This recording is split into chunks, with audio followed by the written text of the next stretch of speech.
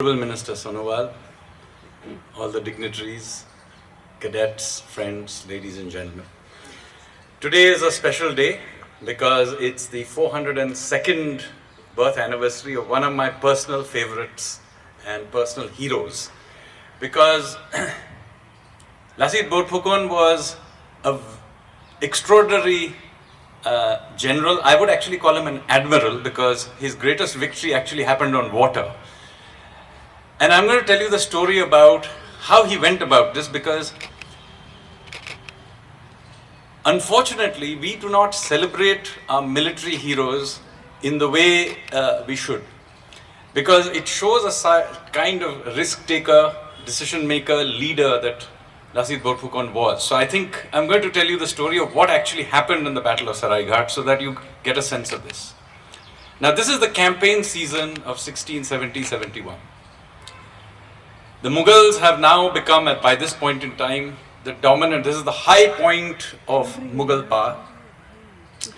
There are some resistance against this. There had been resistance against the Mughals right from the beginning, whether it was the Rajputs of Mewar, the 12 Bhuiyas of Bengal, and the Bundelas under Chhatrasal. It's not that there wasn't resistance against them. But till that point, nobody had been really able to defeat them. So it was all, the Maharanas of Mewar have basically lost their capital, Chittorgarh. 3 times it had been sacked by the Mughals, of course, but even before that, ending in horrific Johar. The 12 Bhuiyas of Bengal had been defeated, and the central India had been, increasingly be taken over. At this stage, the Marathas under Shivaji were just about kind of pushing back, but they too were under enormous stress, and Shivaji himself found himself, under enormous pressure. So this is just the beginning of the Maratha resistance. So at this point in time, there was pretty much no resistance, so to speak, that the Mughals had in India. So this is the context you have to remember. So this is when the Mughals also began to expand into the northeast. They repeatedly began to move into the Brahmaputra valley.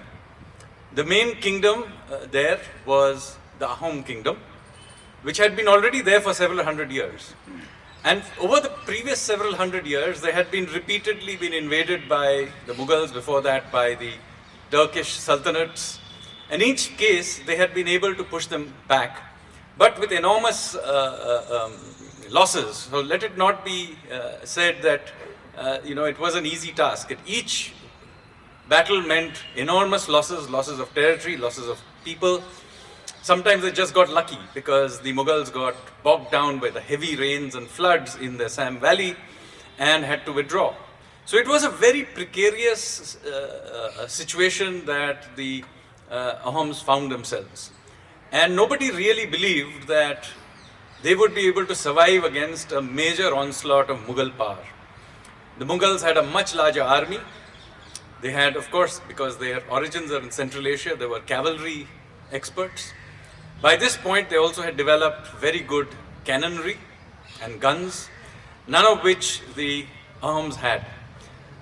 You may see these large cannons on the depiction, but in fact, in reality, Lachit Barphukan did not have such large cannons. That was one of the problems. He had very small, relatively in fact already outdated by that time cannons. So he had a really difficult situation. He was outgunned, he was outmanned against a massive empire. So when the campaign season of 1670-71 happened, there was a huge army led by the general Ram Singh of Jaipur. He was the main general, but there were many other leading generals with him, and a huge army had come up. And Lachit was sent down with an army from Upper Assam, where their Ahom heartlands were.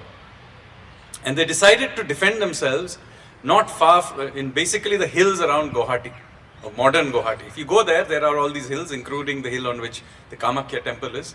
So those hills, they decided that they were going to defend themselves there. So they dug in. Unfortunately, even the Ahom sort of generals, the other generals, simply did not believe that they had a chance. So they were being very casual about digging into their positions. So when Lachit Barphukan went up there to see where the preparations were being done, he saw that his own mama, his uncle, was being very casual about doing the, digging in the trenches and so on. So he questioned him, and of course, because he thought his nephew was just, pushing people around, he kind of acted casual about it. So Lachit realized that he had to set an example. So guess what did he do? He had his own mama decapitated in front of the army to make a point that he was serious about this whole thing. So they dug in. Now, despite the fact that his numbers were small, the Rajputs and the Mughals realized that there was no point in attacking into the hills because their numerical superiority and particularly the superiority of the cavalry and their guns would not be very useful. So both sides stayed kind of with the Assamese up in the hills and the Mughals in the plains. And it stayed like that for weeks. Now meanwhile, there was a problem because some of the advisors and rivals of Lachit Barphukan in the Ahom court began to basically tell the king that Lachit had actually somehow taken bribes from the Mughals and was not willing to do a pitched battle. Whereas in fact it was the only sensible thing Lachit could do was to keep hiding in the hills because there was no way that in a pitched battle he was going to win. But there was enormous pressure. There was in fact pressure to take away his his command and all of this kind of thing. So ultimately, under tremendous pressure, Lachit was forced to do a battle in the plains, and he had to do a cavalry and infantry charge, which worked out very badly, exactly like how he had thought. So in fact, the Assamese got devastated in this and again had to withdraw back into the hills. But by virtue of this battle that he had to do, despite his own views, he had taken large losses. So he was in an even more difficult position than he was before. Meanwhile, Ram Singh had a problem. He knew that given the sort of wet, humid conditions, he had a large army, but he had, remember this is pre-modern times. If he was going to get bogged down in the monsoonic rain and all of this kind of thing, then he would not maybe suffer from the enemy's attacks, but from disease and pestilence and so on. It was also getting very expensive. So he also found that he couldn't hold the battle for too long. So he decided to do something, was to go around the hills by using the Brahmaputra. So he got these massive, heavy boats built downstream in Bengal, shipped them up, loaded it with cannons and his own troops and horses, etc., to basically go around those hills so that he could again go somewhere near Tezpur or thereabouts, where again it became flat and then he would again have an advantage.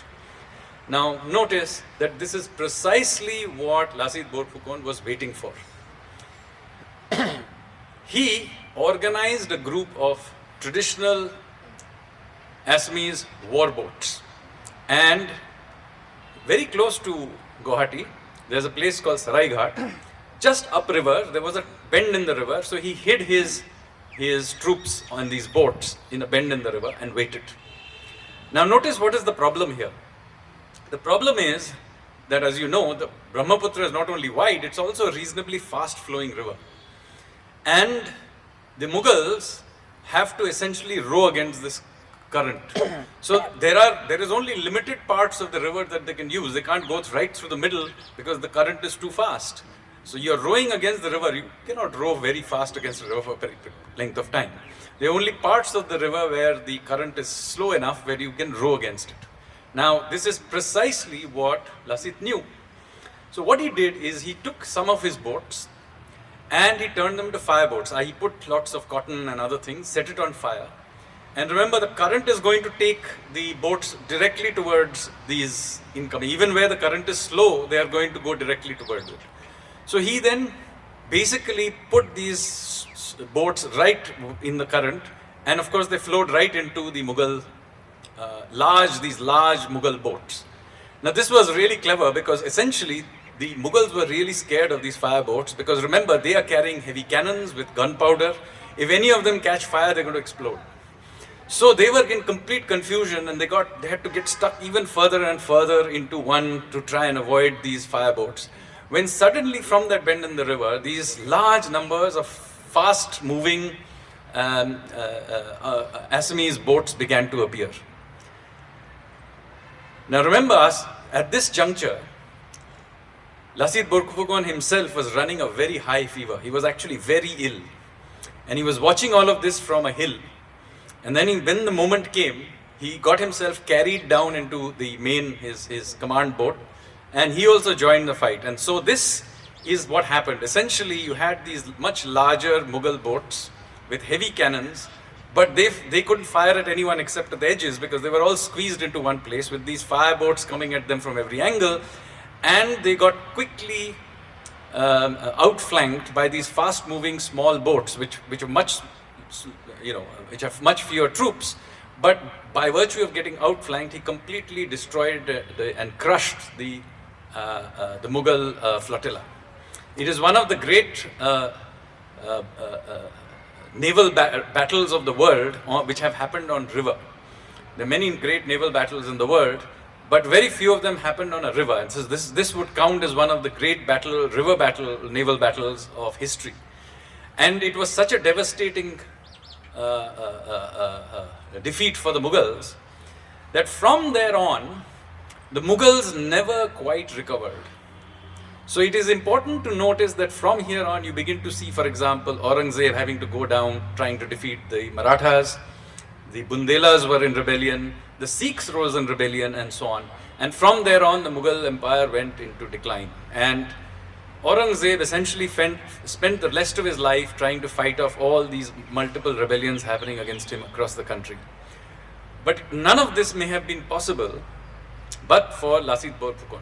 So when we remember Shivaji, do remember that even the Maratha Empire and Shivaji would not have been possible but for the fact that for the first time the Mughals had been properly defeated was in Saraighat, in Assam, by this great Ahom general, Lachit Barphukan. Now, one of the things that I want to emphasize here, because there are many people here from the shipping industry, the maritime industry, for some reason, we tend to have a very landlocked view of India. And I mention this all the time, that look, India and Indian history and Indian culture cannot be understood without actually having some reference to water. We are the only country in the world which actually has has an ocean named after us, the Indian Ocean. No other country in the world has an ocean named after it. And yet, when you think about Indian history, it's all landlocked. Maybe because our capital is landlocked here in Delhi. But even that is strange, because if you went and looked at our history, even the history of Delhi is not landlocked. So if we go back to the 17th century, do you know how Shah Jahan used to make his way back and forth between Agra and Delhi? It was not on a horse, it was by river. So the main gate actually of the of the Red Fort, when you go and see the Red Fort, is not the one you take from Chandni Chowk. That is not the gate that Shah Jahan would have used, but the unused gate at the back, which nobody looks at, that was actually the royal gate. But we don't look at it because now the river has moved away and we have forgotten about this. So this idea that somehow we are a landlocked country needs to be taken out of our head. Our history cannot be understood without a reference to the oceans. We need to not just think about this in terms of today's trade, but we need to change our mindset itself. And an important part of that is to remember our history of maritime prowess. Maratha history cannot be understood, for example, without understanding the Maratha Navy. And thank God, in very recent times, we have begun to rediscover it.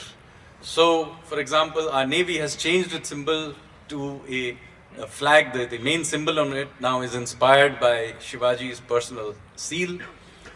I don't know how many of you know this. We are trying to recreate a Gupta era ship, 1500-year-old ship, right now being reconstructed. The ship, the Stitch Ship project, which is being built in Goa, which once it's done, we will be sailing it back and forth across the Indian Ocean, trying to recreate some of the ancient routes. There is a maritime museum being built in Lothal. Honorable Prime Minister earlier had talked about it in Man Ki Baat. So there is now a major effort, of which all of you are a part of that effort, to rediscover our link to water. And of course, it's not about the seas only. It is about our internal waterways. Today, by remembering the great Admiral Lachit Barphukan, we are in some ways reconnecting with that ancient past. And I hope that not just him, but many other great admirals that we have through history are rediscovered. We have, we in fact have Abakka Rani Chautha, who was one of the great queens of the western coast of India. Again, nobody outside of the Mangalore area even knows her name. And yet she repeatedly defeated the Portuguese in the 17th century. I think it was 16th century. Her daughter and granddaughter did the same thing. We don't remember, the Kanoji Angre. We don't remember the Chalukyas who actually defeated an Arab invasion of India in the 8th, 9th century. So there are many, many examples of naval prowess in our history. We need to celebrate it, we rediscover it. But I'm very, very pleased to see that under the guidance of the Honorable Minister Sonowal, we have now begun to celebrate this history.